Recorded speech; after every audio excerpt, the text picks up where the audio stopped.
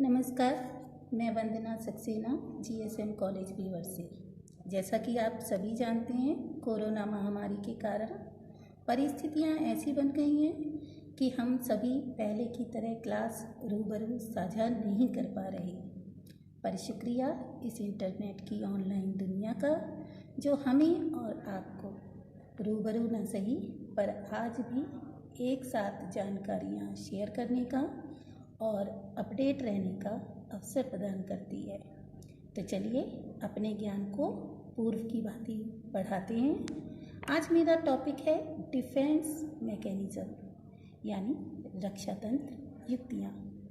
ये टॉपिक मैंने इसलिए चुना है क्योंकि यह आपके बीएड, डीएलएड और बहुत सारी टेट, सीटेट और अन्य प्रतियोगी परीक्षाओं में साइकोलॉजी के पेपर को हल करने में सहायता देगा। तो समझते हैं डिफेंस मैकेनिज्म को। डिफेंस मैकेनिज्म क्या है? यह व्यक्ति के मानसिक तनाव को कम करने का प्रयत्न है। कभी कभी हमारे सामने ऐसी परिस्थितियां आ जाती हैं जब हमारा मन भय, तनाव या हीनता से घिर जाता है। इस तनाव, भय या हीनता से मुक्त होने के लिए हम नवीन प्रतिक्रियाएं करते हैं, जिससे हमारा मानसिक तनाव कम होता है और हमारा व्यक्तित्व उस परिस्थिति में समायोजित हो जाता है और हम स्वस्थ रहते हैं। यानी कि स्वयं के तनाव को कम करने हेतु जो नई नई प्रक्रियाएं अपनाई जाती हैं या प्रयत्न किए जाते हैं, वही डिफेंस मैकेनिज्म कहलाते हैं। हर मनुष्य डिफेंस मैकेनिज्म का प्रयोग करता है क्योंकि सभी के आगे परिस्थितियां आती हैं। पर जब यही डिफेंस मैकेनिज्म अति का शिकार हो जाता है तो ये स्वास्थ्य के लिए ठीक भी नहीं होता है। डिफेंस मैकेनिज्म शब्द का सर्वप्रथम प्रयोग सिगमंड फ्रायड ने किया था। इन्होंने मनोविश्लेषणात्मक सिद्धांत दिया है जिसमें उन्होंने इस शब्द का प्रयोग किया है। उन्होंने कई प्रकार के रक्षा युक्तियाँ बताई हैं और वर्तमान में तो बहुत सारी हो गई हैं। इनकी बेटी अन्ना फ्रायड ने भी बहुत सारी रक्षा युक्तियाँ बताई, लेकिन हम जो रक्षा युक्तियों का यहाँ अध्ययन करेंगे उनमें है उदात्तीकरण, दमन, शमन, प्रतिगमन, औचित्य स्थापना, प्रक्षेपण, अंतःक्षेपण, आत्मीकरण, विस्थापन, क्षतिपूर्ति, दिवास्वप्न और पलायन।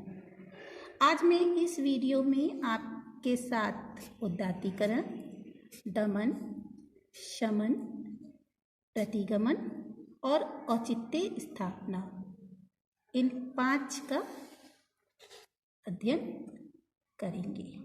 आज हम इन 5 को समझेंगे कि इन शब्दों में क्या छिपा हुआ है, किन बातों को बताया गया है। तो पहली समझते हैं हम लोग। पहला है उदात्तीकरण।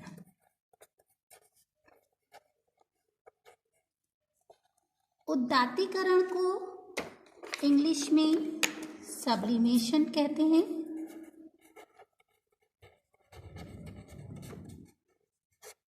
और इसके बहुत सारे आपको किताबों में या इधर उधर बहुत सारे पेपरों में तो अलग अलग शब्द मिलेंगे, जिसमें शोधन भी एक मुख्य शब्द हम लोगों को दिखाई देता है। और इसके अतिरिक्त हम मार्गान्तीकरण शब्द को भी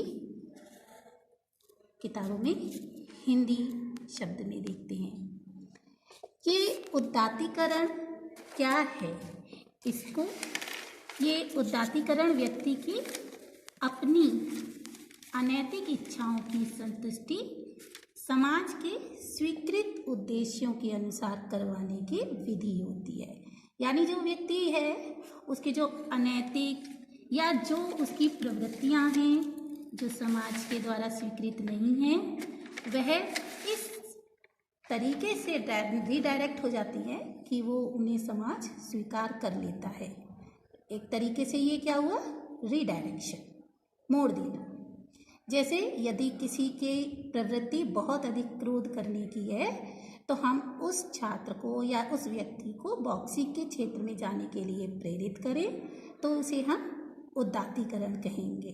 तो उदात्तीकरण शब्द या उदात्तीकरण डिफेंस मैकेनिज्म आपको समझ में आया होगा। दूसरा देखते हैं,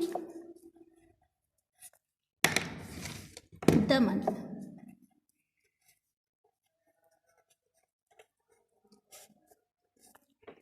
दमन को इंग्लिश में रिप्रेशन कहते हैं।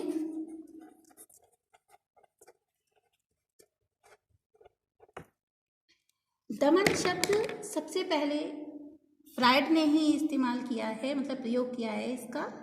दमन वास्तव में दुखद, अप्रिय या कष्टकारी इच्छाओं और जो उनकी स्मृतियां हैं उनका चेतन मन से स्वतः बिना प्रयास के बहिष्कृत हो जाना कहलाता है दमन।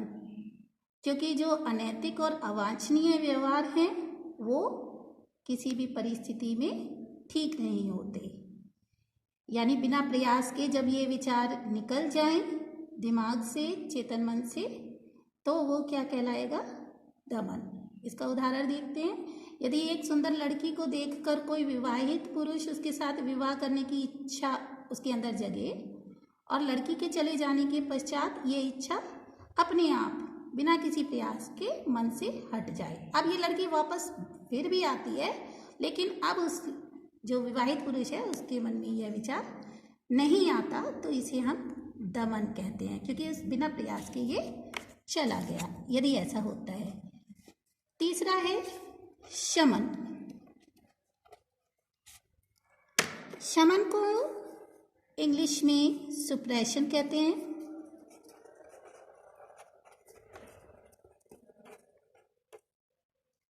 इसका अर्थ है कि ये वह विधि है, डिफेंस मैकेनिज्म की वह विधि जिसके द्वारा व्यक्ति जो है अपनी अप्रिय, दुखद या कष्टकारी घटनाओं को जानबूझकर अपने चेतन मन से निकाले। होता है ना कि जैसे उदाहरण देखें तो किसी प्रिय की मृत्यु हो जाती है तो हम उसकी याद में खोने की बजाय उसको भूलने का जानबूझ के कुछ ऐसे प्रक्रियाएं करते हैं, जैसे दोस्तों के साथ घूमने चले जाते हैं ताकि हम उसकी यादों से दूर हो जाए। तो यानी जानबूझ के जब हम चेतन मन से किसी विचार को, कष्टकारी घटना को निकालते हैं तो क्या कहलाता है, शमन। अगला देखते हैं, प्रतिगमन। प्रतिगमन को इंग्लिश में रिग्रेशन कहते हैं।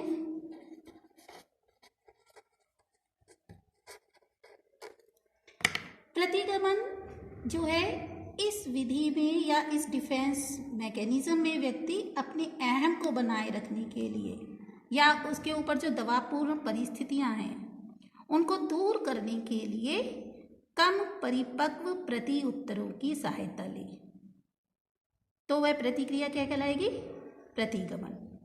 यानी कि यदि व्यक्ति किसी परिस्थिति में अपने से कम उम्र के व्यक्तियों का व्यवहार करा जो है अपनाता है उसे प्रतिगमन कह लेते हैं। जैसे एक कोई बड़ी कक्षा का छात्र है और वह गृह कार्य ना करके लाए और मैडम उससे पूछे कि आप होमवर्क क्यों नहीं करके लाए, और वह उसका उत्तर दे कि पेंसिल टूट गई थी, पेन नहीं था, तो ये सब क्या कहला रहा है, रिग्रेशन। तो आज के लिए इतना ही। अगले वीडियो में हम शेष बची रक्षा युक्तियों की चर्चा करेंगे, उनको डिस्कस करेंगे। खुश रहिए, स्वस्थ रहिए, घर पर रहिए और अपनी जानकारियाँ बढ़ाते रहिए। धन्यवाद।